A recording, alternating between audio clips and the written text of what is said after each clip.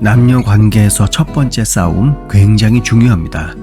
많은 남녀 관계 전문가들에 따르면 남녀 사이 첫 번째 갈등, 그것도 큰 싸움의 결과는 그 관계의 성공 또는 실패를 충분히 예측할 수 있다고 합니다. 연인 관계에서 첫 번째 큰 싸움은 분수령이 되는 순간입니다. 이제 막 관계를 시작한 커플들은 새로운 관계가 무감각의 안개에 가려져 있기 때문에 다툼이 거의 일어나지 않죠. 따라서 사랑은 맹목적이다라는 속담은 이들에게 충분히 일리가 있는 말입니다. 하지만 시간이 지남에 따라 좋은 감정은 점차로 줄어들게 되고 이윽고 현실이 다가오죠. 이때 커플이 첫 번째 큰 싸움을 어떻게 처리하는지에 따라서 관계의 성공 또는 실패 확률을 앞에서 제가 이야기한 것처럼 충분히 예측할 수 있습니다. 일단 첫 번째 큰 싸움은 남녀 사이 의사소통에 대한 불안감을 본격적으로 유발합니다. 왜냐하면 남자와 여자는 이때 처음으로 자신의 진정한 감정과 생각을 공유하기 때문이죠. 그리고 의사소통 불안 수준이 높은 사람은 파트너와의 의사소통을 최소화합니다. 문제는 이런 의사소통의 부족으로 인해서 자연스럽게 서로에 대한 분노가 차곡차곡 쌓이게 되고 결국에는 부정적인 반응들이 여기저기서 불쑥 튀어나오는 지경에 이르게 되죠. 의사소통 불안이 높은 사람들은 의사소통 불안 수준이 낮은 사람보다 상대방을 덜 긍정적으로 봅니다.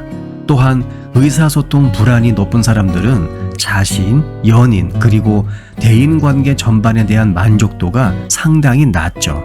그리고 이러한 행동 특성은 어쩔 수 없이 그 관계에 더 큰 스트레스를 주게 되어 있습니다.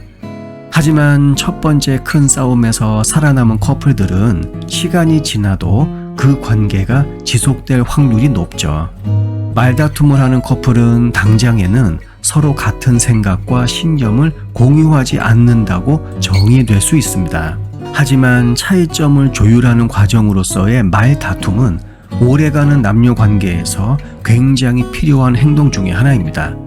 의사소통의 부재는 헤어짐으로 가는 경우가 굉장히 많기 때문이죠. 아무튼 뭐가 되었든지 간에 꿍 하고 있지 말고 소통을 시도하는 노력을 계속해야 합니다. 그렇게 하다 보면 의사소통에 대한 불안감이 자연스럽게 낮아지겠죠. 그리고 의사소통 불안감이 낮은 커플은 서로의 차이를 인정하고 타협할 공통점을 찾을 가능성이 훨씬 더 높습니다. 잘 아시겠지만 타협할 수 있는 능력은 건전한 관계의 기초입니다. 반대로 자신의 신념 또는 생각을 말하는 것을 두려워하는 커플들은 의미 있고 장기적인 관계를 유지할 확률이 당연히 현저히 떨어지겠죠. 이 경우 첫 번째 큰 싸움이 마지막 큰 싸움이 될 수도 있습니다.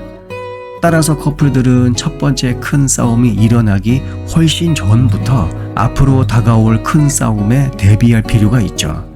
현재 관계가 아무리 좋아 보여도 때때로 싸우거나 좀 더 가볍게 표현하자면 언어적 의견 충돌을 일으킬 수 있다는 사실을 관계 시작 전에 미리 인정해야 합니다.